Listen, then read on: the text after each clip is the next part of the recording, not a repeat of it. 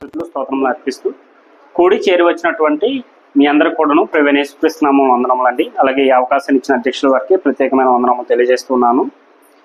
మనం ఈరోజు చదువుకున్న లేఖన భాగము అపోస్తల కార్యగ్రంథము 23వ అధ్యాయంలోని 11వ వచనం నుంచి 25 వచనాలు చదివి వినిపించుకున్నాము.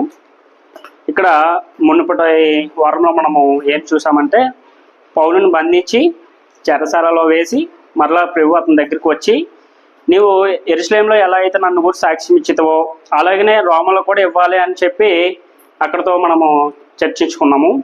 ఇప్పుడైతే పౌలు ఆ సభలో లేదంటే చంపడానికి వారందరూ కూడా కుట్ర పన్నిన తర్వాత అతన్ని బంధించిన తర్వాత ఈ విషయాన్ని తెలుసుకున్నటువంటి అతని మేనల్లుడు ఏం చేశారంటే, శాస్త్రాధిపతి దగ్గరికి వచ్చి, అయ్యా ఇలా మాట్లాడుతున్నారు, మీ సభలో 40 మంది కంటే ఎక్కువ మంది పౌలు మీద కుట్ర పని ఉన్నారు, మీరే పూర్తిగా విచారణ జరిపి ఆ విషయాలన్నీ అతనితో శాస్త్రాధిపతితో చెప్తున్నారు. ఈ చిన్నవాడిని గురించి ఆ శాస్త్రాధిపతి కూడా ఈ విషయం ఎవరితో చెప్పవద్దు, అయితే నాతో చెప్తున్న మాటలు ఇంకెవరితో చెప్పవద్దు, ఎందుకంటే 40 మంది కంటే ఎక్కువ ఉంటే దాని తీవ్ర పరిణామం ఏంటంటే ఆయనకి సిలువేసేస్తారు.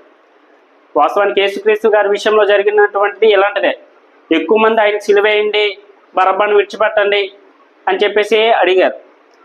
అయితే ఇక్కడ కూడాను 40 మంది కంటే ఎక్కువ ఉండేటప్పుడు పౌలు యొక్క మేనలోడు ఏం చేశారంటే ఆ విషయాన్ని గ్రహించి పౌలుతో ముందు చెప్పాడు. పౌలుతో చెప్పిన తర్వాత పౌలుకి తెలిసిన తర్వాత శాస్త్రాధిపతితో కూడా ఈ విషయాన్ని విచారించాడు. అయితే శాస్త్రాధిపతి కూడాను ఈ విషయాన్ని గ్రహించిన తర్వాత ఒక సెక్యూరిటీని ఏర్పాటు చేసి భద్రతను ఏర్పాటు చేసి అతన్ని వేరే ప్రదేశానికి పంపించాడు. పంపించిన తర్వాత అక్కడ ఒక లేఖ కూడా అతను రాయడం జరిగింది. అది తర్వాత విషయాలు మనం నేర్చుకుంటాం. చూడండి 23వ వచనంలో, తరువాత అతడు శతాధిపతులను ఇద్దరిని తన యొద్దకు పిలిచి, కైసరయ్య వరకు వెళ్ళుటకు 200 మంది సైనికులను, 70 మంది గుర్రపు రౌతులను, 200 మంది ఈటల వారిని రాత్రి 9 గంటలకు సిద్ధపరిచి పౌలును ఎక్కించి అధిపతి అయిన ఫెలిక్స్ వద్దకు భద్రంగా తీసుకొని పోవుటకు గుర్రంలోను సిద్ధపరచడానికి చెప్పాను. మరియు ఈ ప్రకారంగా ఒక పత్రిక కూడా రాశాడనమాట. అయితే అతని మీద ఎలాంటి నిందలు ఉన్నాయి ఏంటి అనేది మహాసభ అద్దెకు అతను పంపించేశాడు. ఇంకా అతని కన్నా పెద్ద అధిపతి ఉంటాడు, అతని దగ్గరికి పంపించేసి ఇంకా విచారణ జరిపించి తర్వాత ఆ తీర్పు ఏం వస్తుంది అనేది ఆ 26వ వచనం నుంచి తర్వాత గ్రహిస్తాం. ఈ చిన్న వాక్య వివరణ దేవుడు తీర్చుగాక.